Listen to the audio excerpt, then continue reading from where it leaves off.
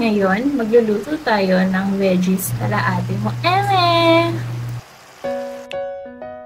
Ito ang mga ingredients.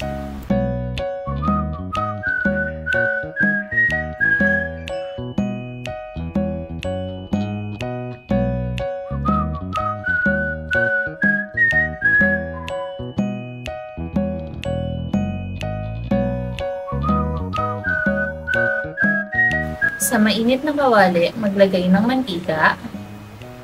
Isunod ang bawang.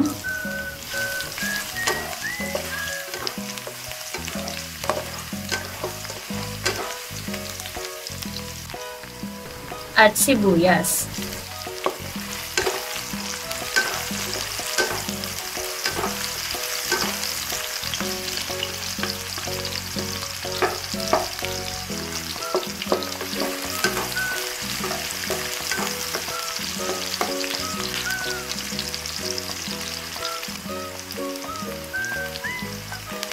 Isunod ang kamatis.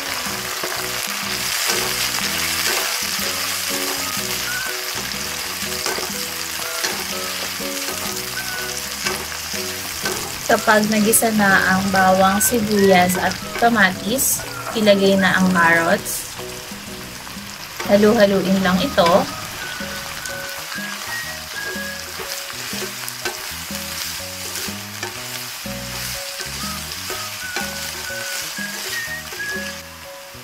Isunod ang Baguio beans. Halu-haluin lang ulit.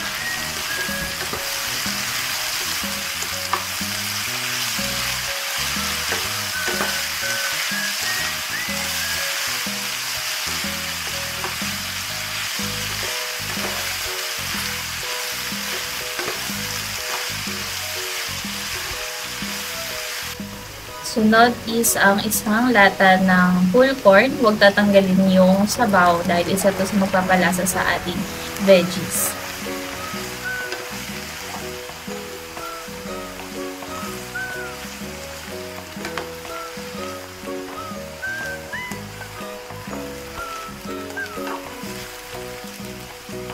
Kapag nagisa na ito, sunod na ilagay ang nor beef cubes para sa lasa. Tapos, halu-haluin lang ulit. Hindi ko na nilagyan ng asin ito, pero pwede mo siyang lagyan ng paminta kung gusto mo. Kapag nahalo na, takpan lang natin at pakuluin natin kahit mga 1 minute.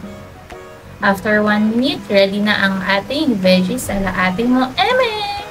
Super basic lang nito, saka sobrang konti lang ng ingredients niya. So, ano pang iniintay guys? Try nyo na sa bahay nyo. And don't forget to like, share, and subscribe. This is your Ate Mo Eme. Bye guys!